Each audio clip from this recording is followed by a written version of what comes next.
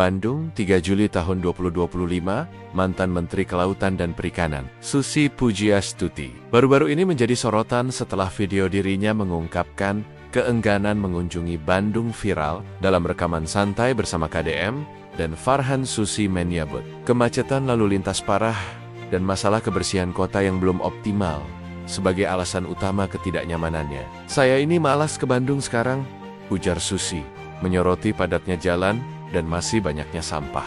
Pernyataannya, meski ringan, memicu beragam reaksi publik dan menjadi kritik konstruktif terhadap tata kelola kota. Pernyataan Susi Pujiastuti dapat diartikan sebagai desakan moral dari seorang tokoh publik yang peduli agar masalah ini segera ditangani. Susi berjanji akan kembali ke Bandung hanya setelah kemacetan dan kebersihan kota menunjukkan perbaikan signifikan.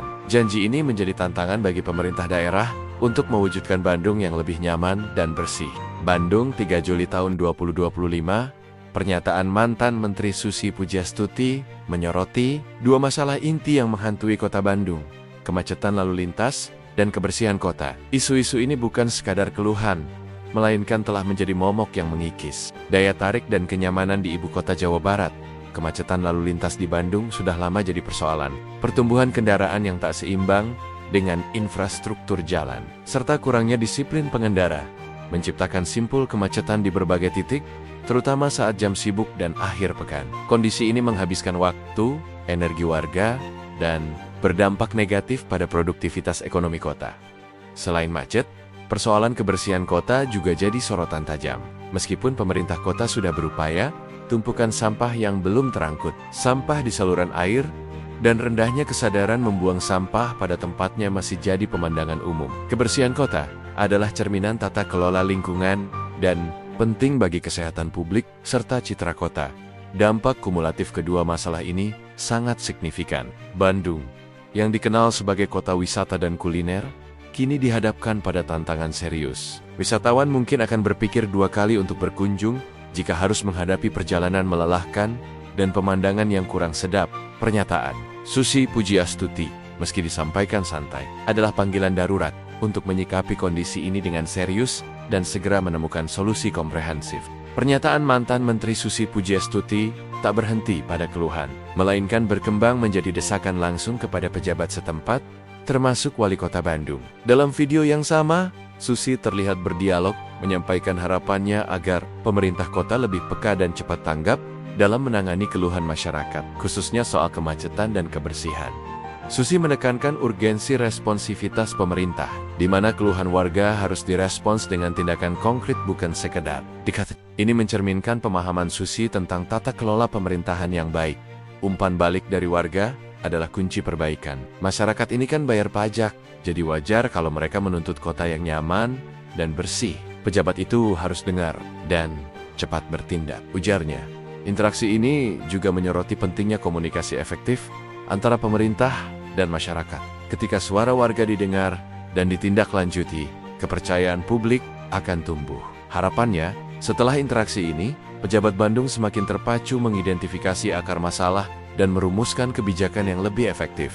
Janji Susi untuk kembali ke Bandung setelah masalah tertangani menjadi motivasi tambahan bagi pemerintah kota untuk bekerja keras. Bandung, 3 Juli tahun 2025, video mantan Menteri Susi Pujiastuti tidak sekadar keluhan, tetapi memberikan wawasan mendalam tentang tantangan urban kompleks yang dihadapi kota Bandung. Pernyataannya mengenai kemacetan dan kebersihan adalah indikator isu-isu perkotaan yang saling terkait dan membutuhkan pendekatan holistik.